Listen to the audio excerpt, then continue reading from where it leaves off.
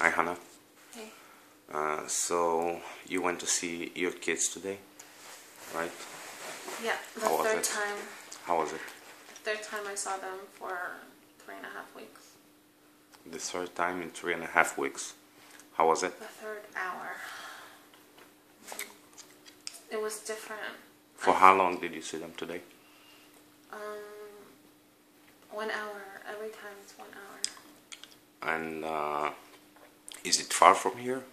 I mean, how long do you have to drive or, take a bus? It's like an hour and a half away from here. An hour and a half for each direction? Just to see them for 1 hour? Yeah. How was it? How were they? How are you? They were different. They acted like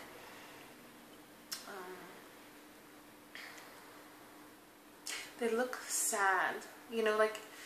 When children are still like they still act like children, but you feel like as a parent, you feel like something is bothering them, and it's coming from the inside. I can feel that, and it's the 3.5 weeks already, and I feel now that there's a difference in my children.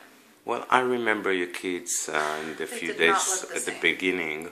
I remember very hyper, happy, naughty kids. Normal. Yeah, absolutely normal. So are they acting the same today? No. Not hyper anymore? What? No. They're very sad looking. In what way? As a mom, like I know them so well, and I've been away from them for 3.5 weeks, and I'm seeing changes. Last week they felt more open. They felt it was still hard to see them, but they were like just still my boys, and our connection was still very strong, and it's still strong. It's still strong. They still love me and hug me and kiss me, and we still have quite a connection, and we get along great. We always have. But the boys are suffering. I can tell that they're not getting the love that they need, and I can tell that they're confused, even though I tell them how much I love them and how much I'm working to be with them. I heard that they're making you tell the kids that they're on vacation or something like that. At the beginning, I just didn't want them to worry. I thought that I would get them faster than this. So I told them I was on a holiday, and me and their grandparents thought it was best for them to take a little break and to be with the grandparents. But now I'm realizing that how long can I tell my children when I'm made to be apart from my children? To say it nicely, I'm being alienated from my own children who have never been apart from a whole day. And I have to tell them that it's my choice. It's not my choice.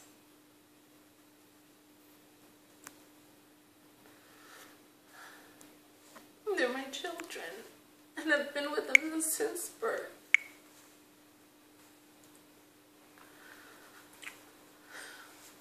I know that you tried for a few times to call them. Yeah, last week I called, and a couple of times no one answered the phone, and I know when they're home, I know when they're getting ready for sleep. And my father refused to let me speak to my children, and then I had to ask the lawyer to request especially from the judge to let them. What do you mean refuse? He actually told you? Yeah, I have it on tape. He said, "You're not allowed to speak to your children." Word by word? But there is no decision that you are not allowed to speak to your children. No. There is no court order that tells you that you can't. So it's his decision. Of course. But he's getting away with so much here. And I still don't understand how bureaucracy can make a family that's always been together, it just doesn't make sense to me, you know, as a Western thinker, as a person who comes from democracy, how paperwork can make you far away from your children, and that's the only thing that's happening here. I mean, it's more complicated than that, but at the end of the day,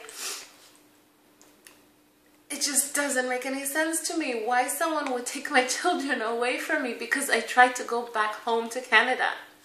Well, actually, we know the reason, because your mom and dad said it on the phone to Marianne. They told her that they don't want them to raise with Goyim. That's basically the reason, because they're not going to be raised as Orthodox, right? We heard that tape. Yeah, but any parent can say, you know, you're not allowed this or you're not allowed that, and you're still going to live your life, and I'm 36 years old. Absolutely. That's not the issue here. The issue is not how my parents are treating me or how they're trying to treat me. The issue is that the state allows them to do it if they have money and they came first with a lawyer and just said a whole bunch of things. I didn't even know that they did it behind my back. A judge can just look at it and say, oh, okay, if you say you're dangerous to your children, then okay, here's a stamp. This is the most pathetic thing in the, like, I would never have thought. If somebody would have told me before making Aliyah to Israel that there was a chance, a pretty high chance, that you could lose your children and never be allowed back in Canada, I mean, who would make Aliyah? Who would even come for a visit if there was a chance that somebody could take a no-exit order on you without you knowing, without any proof that there's actually something wrong with you, for no other reason than your parents want you and your children to grow up in Israel? Yeah. And to turn them into religious children without the approval of their own parent, even be it a single parent. Okay, so I heard you were supposed to start a psychiatric evaluation. Yeah. And the judge gave us 30 days to start last week. Okay. So what happened? What happened you didn't is start we found till a now, place. right? We found a place. Okay. Of course I'm not happy with the decision, but I'm made to feel like it's the only decision yeah, here, if you're take. not going to make what the judge tells you to do, you're going to lose your kids. I'm screwed anyway. Yeah, so you're screwed. I have to do what I have to do. Yeah. But this was the only decision, to get Yeah. the psychiatric evaluation. You had 30 days to do it. And me and my lawyer found a place. Yeah. And we made an appointment. We made an appointment twice. Okay. And my father had called in. He didn't approve of the place. He didn't approve? He didn't approve of the place. Do you have any idea what he told them? I don't know. He sent them a letter, and he called them as well and canceled the appointment. He said that the judge did not approve it, so we're not using them. Now, the judge did not approve it? That's what he says. Okay. So that's why he wants to choose someone that he wants, and I don't trust anything here. I really don't trust most professionals, because actually aren't social service, child protection supposed to be professionals? And look what position I'm in right now. I didn't come to them first. My parents came to them first. And I'm alone. I have no children with me. I had my children with me up until 3.5 weeks ago. And because I tried to go back home to Canada, they're gone. So how can I even trust, these social workers to choose their own psychiatric evaluation? Okay, and I mean, what I'm going to ask you, I know it's not part of the court decision, but the welfare, the social services, they're trying to make you to rent an apartment and to find a job. Yeah. Now you're 6 months pregnant. Even for Israeli people, that lived here, grew up here, it's very hard these days because the economy is so lousy here. It's hard to find a job. Can you Tell me, did you look for anything? Did you try to? Yeah. First of all this is done in order for me to show that I'm settling down. And if it makes sense to you, great, but it does not make sense No, to it's me. not. I can tell everybody that I advised you not to do it. But they're making me because, feel like I have no choice. Yeah. So I have to because settle once down. this court is over, what you are intending to do is get the hell out of here. Go back home to Canada. Yeah. So it's like so counter. It doesn't make any sense. I'm supposed to get an apartment, settle down, pay loads of money because here it's not cheap to live. Yeah, absolutely. And then maybe I'll get the children back during this time period. That's not guaranteed. Maybe I will get them back. And how am I supposed to do all this in such distress? And I can try to look for another job. I mean, it's hard for me to work. There may be work that I can do from home, but seriously, who's going to hire someone who's 6.5 pregnant, doesn't speak fluent Well, Hebrew? I can tell you, I wouldn't if I owned a business and I was looking for somebody. I wouldn't. Because, I probably wouldn't either. Because there is a law here that you can take after birth vacation, and that the person that hires you before has to pay it. Yeah, he has to pay it for 3 months. So obviously nobody's gonna take you to work. So, but yeah, you're absolutely right. The point is that you don't want to stay here. I don't want to live here. I don't want to settle here. Yeah. Why do I have to settle down when my goal is to leave here as fast as possible? But I don't have my children. They're making me feel like if I don't show that I'm settling down, if I don't do all this and that, and it's not by the judge's order, by the way. I know. It's by the Ravaha and the welfare. And I'm starting to think, like, who has the power here? They have the power to keep my children away from me, still for no reason. And they're telling me to do this and this and that, and it will help my case. It will make my case stronger. And I still don't have the guarantee that even if I do have a good job and have a perfect place to have the children, yeah, you still don't want to stay here. I don't want to stay here, number one. Number two, I don't have a guarantee that my children will be with me. Yeah. I still don't have a guarantee because it's like a whole process. Everything's a whole process. It took a judge two weeks to come with a decision. I don't think it's going to be that easy to have my children back. So, well, I'm damned if I do and I'm damned if I don't. I'm telling you, I already told you before, and Marianne, and we are telling the world right now, we're not giving up on you at any point. I mean, even if it's going to take a decade, okay? Which is not, okay? We're not giving up on you, okay? We will try to give you your kids back and send you back to Canada, but we're not at any point will give up on you.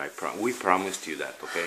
And this is what we're going to do. But my question to you is, your parents, I mean, how long do they think they can do that? I mean, eventually, yeah, I mean, eventually, I'm getting pretty old. Yeah, and eventually you're gonna get the kids sooner or later, but you will get them. Okay, this is what we're trying to do right now with this video. We're trying to put it all over the world to people to support you and put some pressure on this government.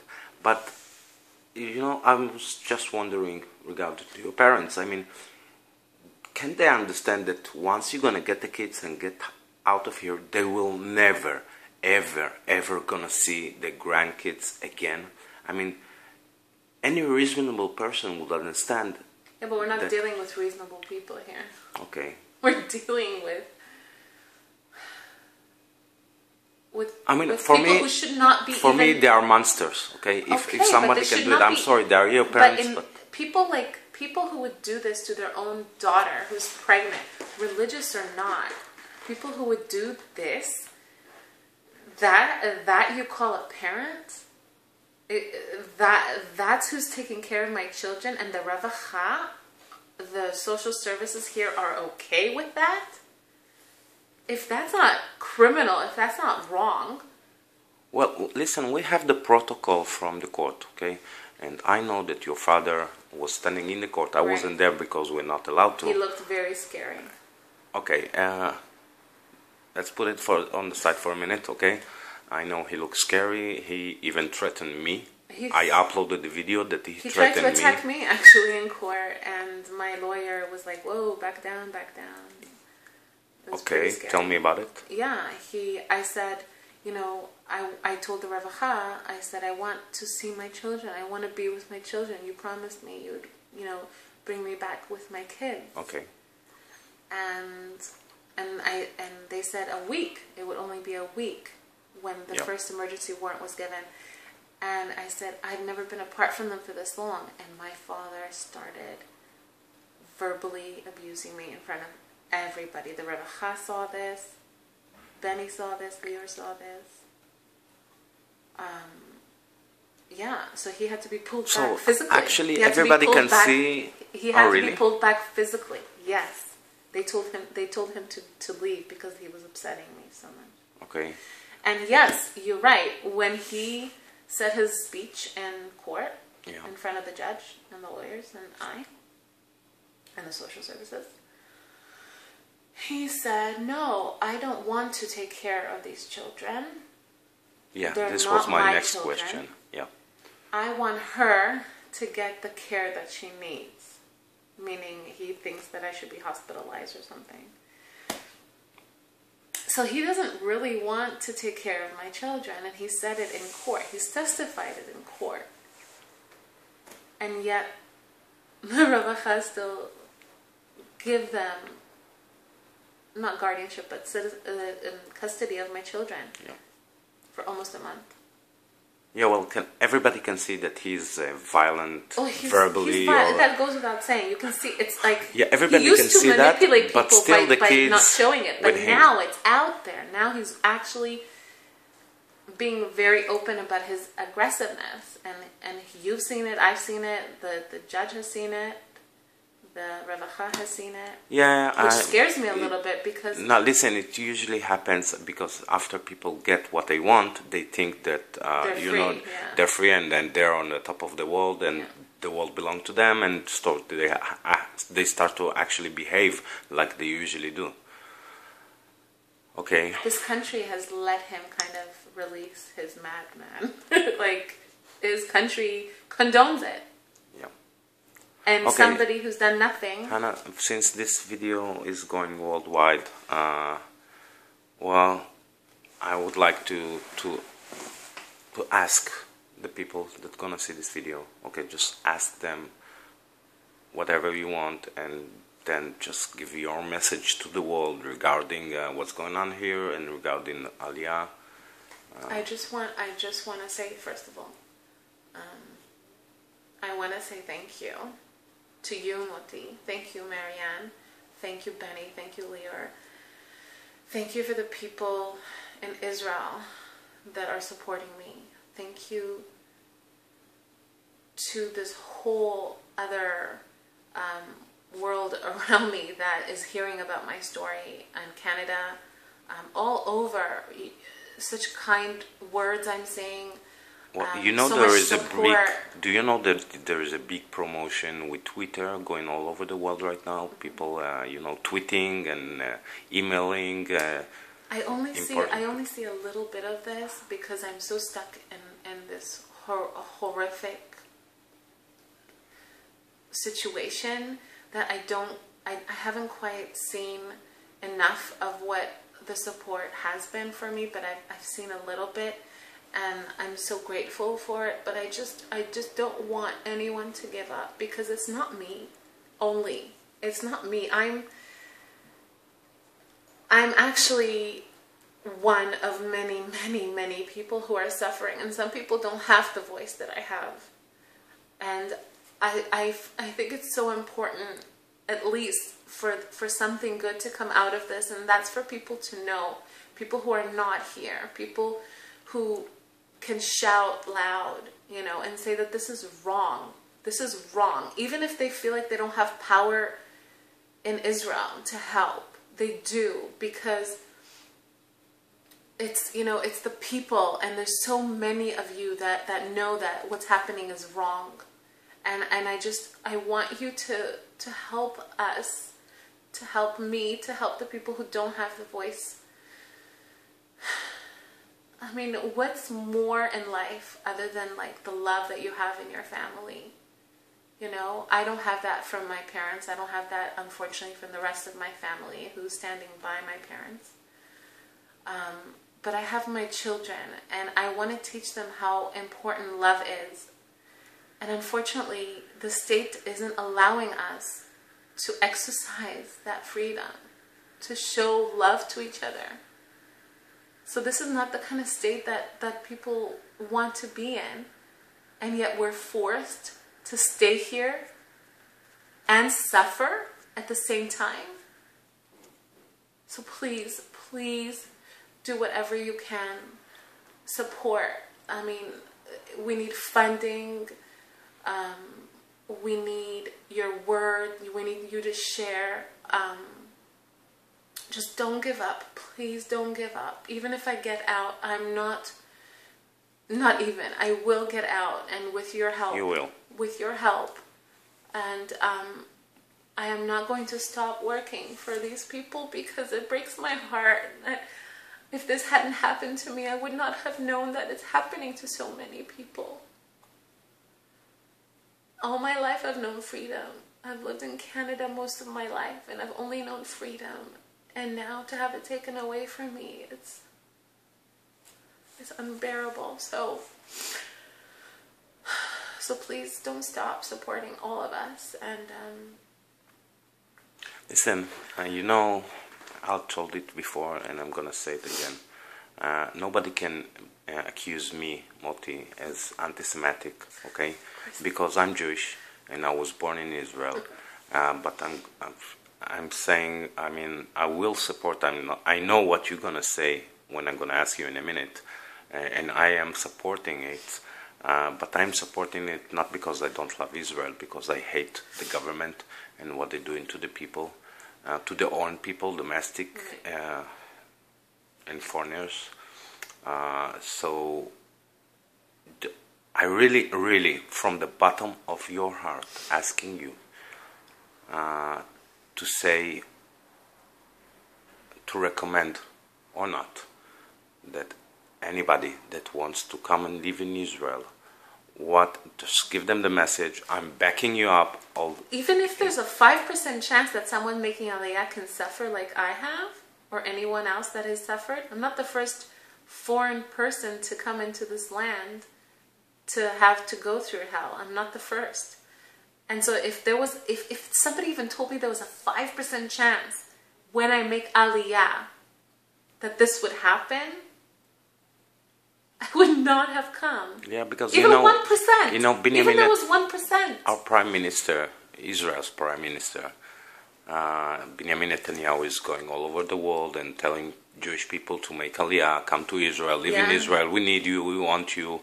I also wanted to believe that coming here would be amazing. I was made to believe that. I was brainwashed to believe that. So, what you're suggesting to the elder Jewish around the world? No way. No way. Stay where you are safe. You know, everyone, it's so easy to believe what you cannot, you know, see or feel. But, I mean, if not just for my case, but for so many people, and I can give you like a list of so many people who have made Aliyah here and have been screwed over by the state. Yeah. Okay, Hana, thank you very much, and hopefully soon we're gonna have good news. Bye-bye.